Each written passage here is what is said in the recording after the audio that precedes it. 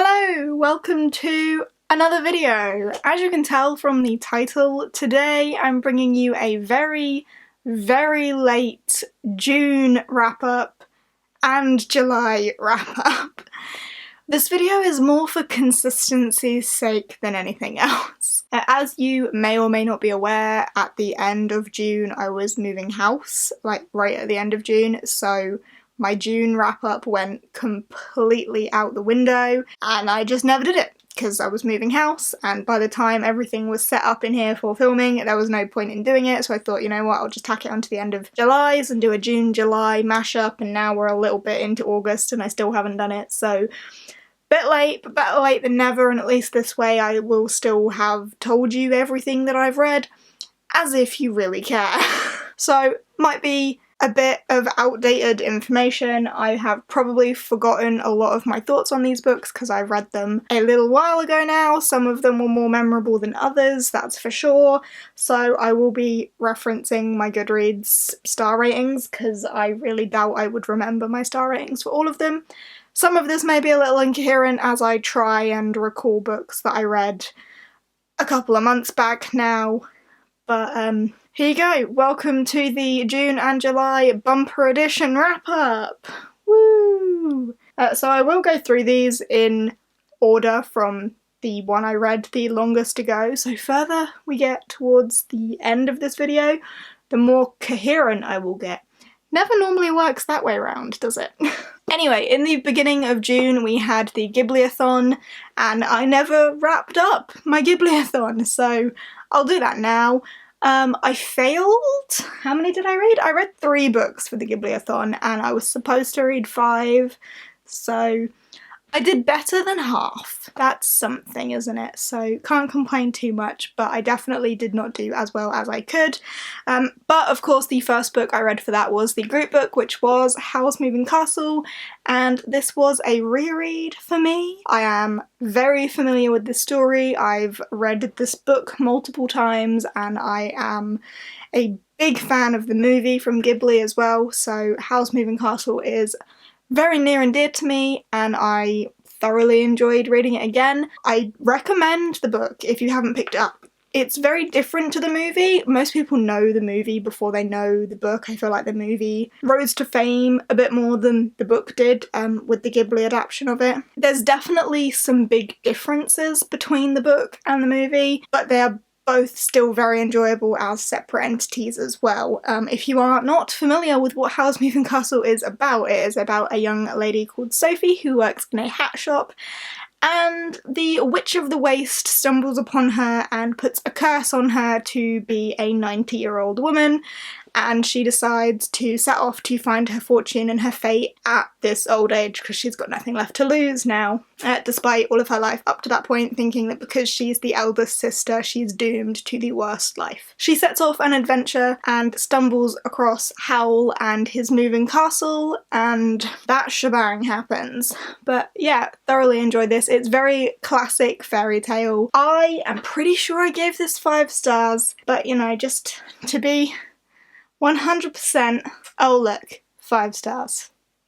Following on from that, I read The Trouble with Perfect by Helena Duggan. Why did it look, literally, I read this book so pristinely, I didn't crack the spine, what's wrong with me? This is the sequel to A Place Called Perfect by Helena Duggan, which I read around the same time that I read Coraline and thought it was a bit try-hard Coraline-esque. However, reading this one a little ways after that, I can definitely appreciate this story more on its own. This is a bit of a creepy middle grade. I like my middle grades to be a bit creepy. A lot of them are, though. About a town called Perfect where there were some creepy goings-on and everyone behaved very oddly, and there were eyes watching you everywhere, like you couldn't do anything, and I can't really explain anything that happens in the sequel without spoiling the first book, so I won't.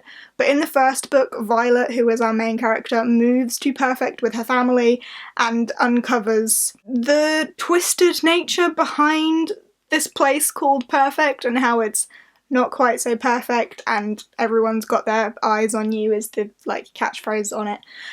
It's a really creepy little town, but I really enjoyed the second one a lot more than the first, probably because of that distance between reading Coraline separately. But yeah, I gave this one 4 stars and I'm very excited for the third one now. I feel like this was an improvement. I was very into the plot, I liked this, and if you're into middle grade, I recommend this series. It's fun. Violet is a really cool female protagonist in this. I think she's pretty awesome. I then read the first ever manga that I've ever read, and this is Ruby by Shirao Miwa. I apologise for the pronunciation of that. I did not like this anywhere near as much as I was hoping to. I had watched the animated series and I really liked that. It was fun, it was action-packed, it was intriguing enough, I liked it a lot. This did not give me any of what I wanted from that. This was backstories on the characters, which wasn't what I thought it was gonna be. To give you a background on what Ruby is, if you don't know, it's about a team of these 4 girls, Ruby, Weiss, Blake and Yang, who go to Beacon Academy and learn to fight Grimm, which are these like monstrous things. Are they just monsters? Yeah, fearsome Grimm. They're like these big dark demon-like monster things, and they go to an academy to learn how to be huntresses to hunt these things down and kill them. So I thought there would be some of that in this. But there wasn't, it was literally just backstories. It was quick because of the format, but I was bored reading it, so this one got a 2 star from me. I then finally got around to reading something that I had been meaning to read for ages, and that is This Savage Song by Victoria Schwab. I had been meaning to do a reread of this for ages because I wanted to get to Our Dark Duet, and I just hadn't because I wanted to reread this and I hadn't got to rereading it, and I finally did it in June, so there we go. I gave this 5 stars. I think I fell in love with this more reading it for the second time than I did the first time. This was the first Schwab book I ever read, so the first time I read it was a while back, because you'll know I'm obsessed with Schwab. And at the point of first reading this, I wasn't as obsessed with Schwab, but reading it again and loving her writing style and her creativity and her world building and everything as much as I do now, I appreciated so much more of this and fell in love with it so much more. Also, I think because I knew everything, because I had read it before, although I had forgotten a lot of the detail, I knew the like overarching plot. So I really could pick up on other things. How it always is with the reread, you can pick up on things that you might not have picked up on your first read of it. And all of those things together just made me love this so much more. So This Savage Song is the first book in the Monsters of Verity duology, which follows Kate and August, who live on 2 opposing sides of the city of Verity, which is overrun with monsters. Crime breeds monsters, and depending on the severity of the crime that the person commits, varies the form of monster that come out of it. So you've got the Korsai, the Maokai, and the Sunai, who are the different like levels of monster in this city. And the city is split between the Harkers and the Flynns, who have very different ways of managing this problem. So as well as the monster problem, there's also the territory problem. And yeah, August Flynn and Kate Harker are 2 opposing sides, I suppose, and it's their story, and I don't want to say anything else because I don't want to spoil anything. I absolutely adore this book. I loved it so much. As I say, I loved it so much more the second time around reading it. Of course I gave it 5 stars. Not only because Schwab and her writing style, it just does something to me, it meshes so well with me, it gets me inspired, I feel so alive reading Schwab. That sounds really weird to say, but it just has an effect on me. But also, like, the connection I feel with August and Kate as characters, they just feel so real to me, and I'm really rooting for them. and even though they want different things, like, I'm there for it. And yeah, this was incredible. Every time I talk about Schwab, if you haven't read it, read it. Do yourself a favour, do me a favour, do the universe a favour, read it. Next up, I read something that I kind of want to brush over because I don't want to get into it. I spoke about it in the vlog when I finished it, so I don't know what one that was. But Muse of Nightmares by Laini Taylor. I gave this 4 stars, right? That's not a bad rating. That is what I gave Strange the Dreamer as well. But this was hyped up to be so much more than it was for me. I found myself eye-rolling at this. I was cringed out by some of it. For the majority of it, I was very bored until the end when, like, stuff actually started happening. Otherwise, it was just a love story and I was bored. So, however, you're now thinking, but you still gave it 4 stars. Because Laini Taylor's writing style is beautiful and needs appreciating. Story-wise, plot-wise, it was a 3-star because the action definitely picked up at the end, and, like, if we ignore all the soppy stuff, the, like, overarching plot was good, but so much of it was dragged out. It was way longer than it needed to be. So in that respect, 3-star. Writing style, 5-star. Laini Taylor's writing is incredible, so I've mushed them together to equal out a 4-star, but I was disappointed by this, and we're going to move on. Next up, I read Siege and Storm by Leigh Bardugo, which is the second book in the Grishaverse trilogy, the Shadow and Bone trilogy. I have been buddy reading these with Becca. It makes sense here to say that after this, we moved on to this.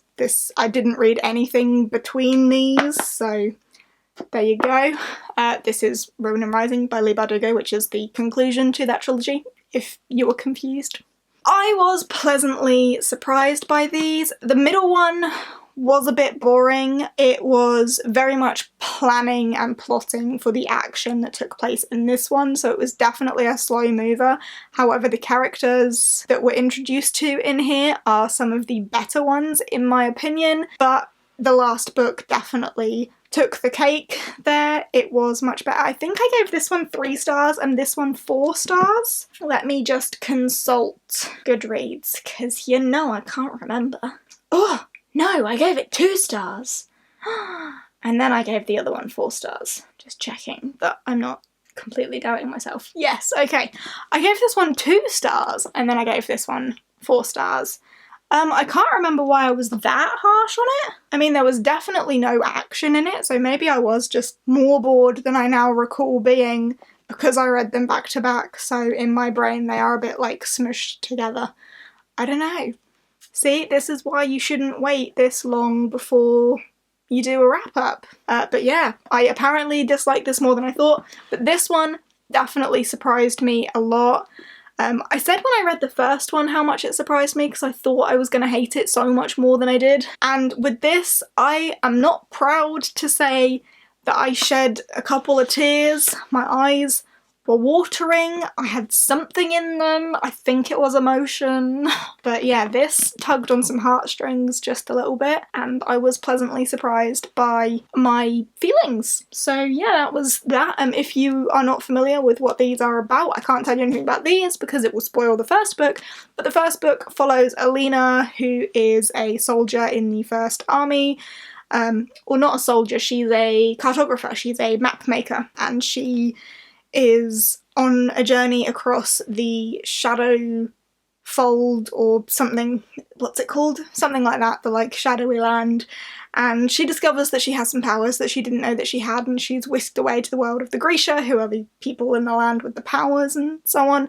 You know, I don't know why I'm explaining this as if you don't know, but there you go. I didn't hate all of these as much as the majority of the population, except this one, apparently. Just so you know, I am absolutely sweating in here. Why have I got a jumper on? I don't know. The next book, however, that I went on to, we're into July now, was Pokken and Stubs by Sophie Green, illustrated by Carl J. Mountford. Not gonna lie, if you've seen my vlogs, you'll know this already. I picked this up because of the illustrator, Carl James Mountford, who also illustrated A Place Called Perfect, The Trouble with Perfect, and Frostfire. a load of other middle grades that I've really enjoyed. So when I picked up on his illustration style on this, I was really into it already, and then I read that it was a bit of a like kid detective, bit of a ghost story, creepy middle grade. I'm like, yeah, I'm there for that. So I read it and I thoroughly enjoyed this. This was such a fun time. I loved it. So it follows a young girl called Lil Pokken who desperately wants to be a reporter. It's what she aspires to be. She keeps newspaper clippings and she has all of her like favourite reporter stories up on her walls and stuff. She carries around her little reporter's notebook with her everywhere, desperate to find a story. And she finds a story that ends up being a lot bigger than she would have thought, and adventure ensues, and she is joined by Nedley Stubbs here as well, who she kind of picks up along the way. If you want a bit of a creepy, dark, like everything's a bit in the shadows, very mysterious middle grade, I recommend. Yeah, it's got that like detective vibe, but you know, she's 10. Is she 10? Something like that. Lil Pokken, wannabe reporter, doesn't scare easily. She spends her time stalking the streets, looking for a story, sticking her nose in where it doesn't belong. So she's a really, like, out there young girl that just is desperate for an adventure and finds a pretty dark and twisted one. I then, for some bizarre reason, decided to try and participate in the reading rush, and we've all seen how that went to absolute shite because I read one thing and it was a graphic novel.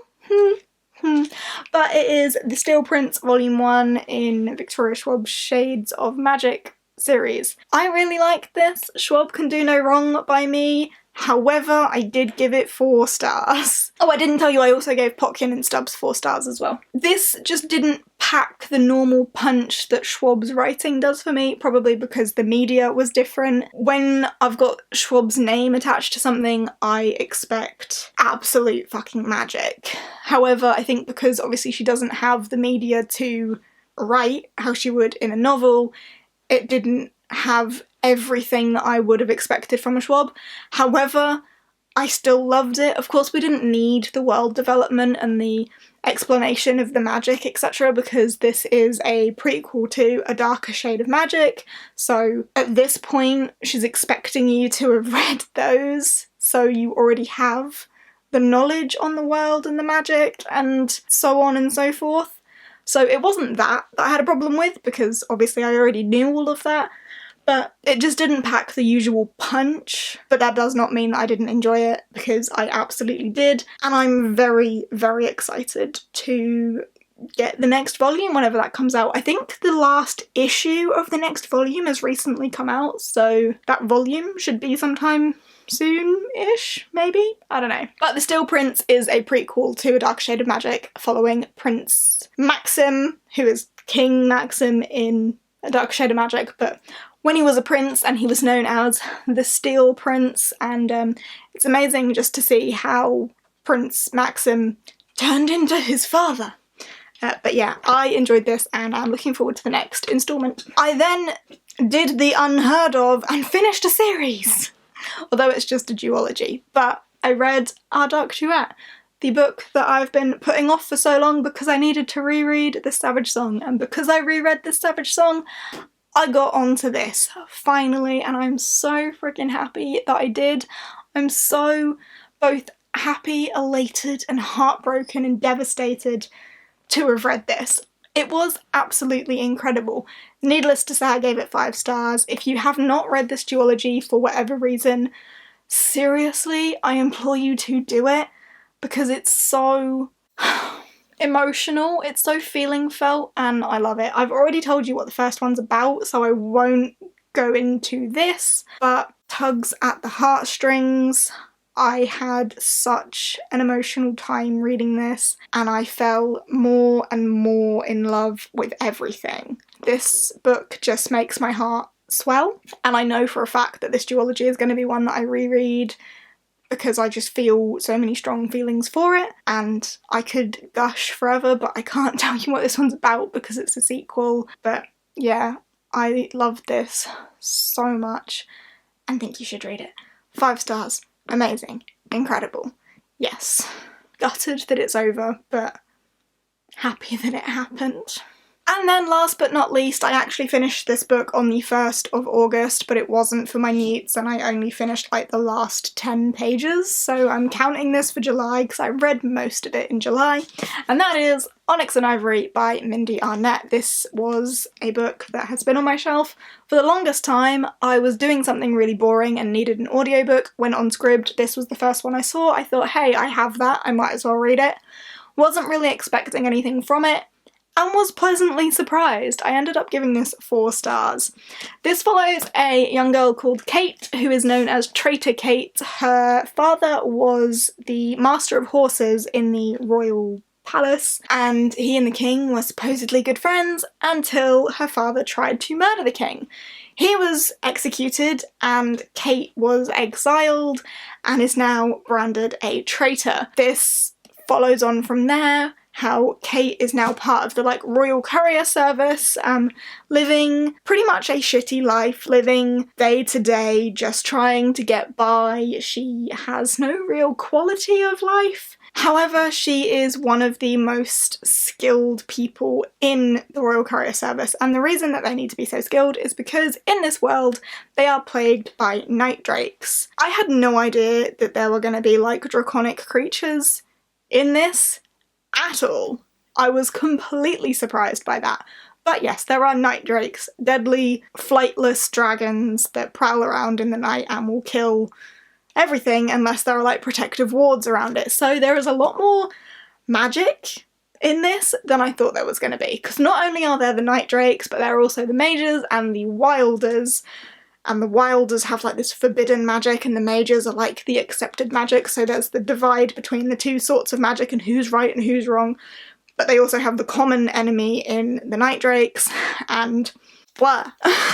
I'm really bad at describing books, I just can't do it. So after a night drake attack, Kate stumbles upon a destroyed caravan and there is one survivor who happens to be the prince, who was her childhood love from when she was part of the court, because obviously her father was master of horse. I won't say any more than that, I won't go any further than that. But this book really did surprise me in many ways. I kind of expected something very typically cheesy, and in a way it was, but it also surprised me with just how much fun I had with it and the many aspects of it that I didn't expect. Because I went into this with such low expectations, I ended up thinking of it pretty highly. I ended up giving it 4 stars. What I will say is that although there is a love story in this, it is not the main aspect. You all know how I feel about that. It was not cheesy, it was not eye-rolly, it was just there as kind of like an undercurrent to the bigger, more pressing issue of the night drakes and this like magic disruption. There was also some like political shit going on as well. But yeah, there was so much else going on that the romance and the love story was not overpowering and eye-rolly and cheesy, so I really appreciated that. And I will read the sequel to this at some point. I say read, I'll get the audiobook for the sequel of this at some point because it's on Scribd, so when I can get to it, I will get to it. Because I am intrigued to know what happens next. I will say that about it. It really held my interest. I was curious, I wanted to know, I was invested in the problem and wanted to get to a solution. I said I was going to get more coherent towards the end, but that didn't sound coherent to me. I'm gonna shut up now, but they are all of the books that I read between the beginning of June and the end of July. So there's a couple of months of reading that you're now caught up on. I hope you've enjoyed this bumper edition wrap-up. I will be resuming a normal schedule for wrap-ups now. I don't plan on moving house again anytime soon, so hopefully nothing should disrupt the schedule. But I hope you've enjoyed hearing my rambling thoughts on these books. If you want to chat to me about any of them, then please do. If you've read them and you want to converse spoiler-wise or whatever, then, you know, chat to me down below. If you've enjoyed, give us a thumbs up, and I will see you in the next one. Bye!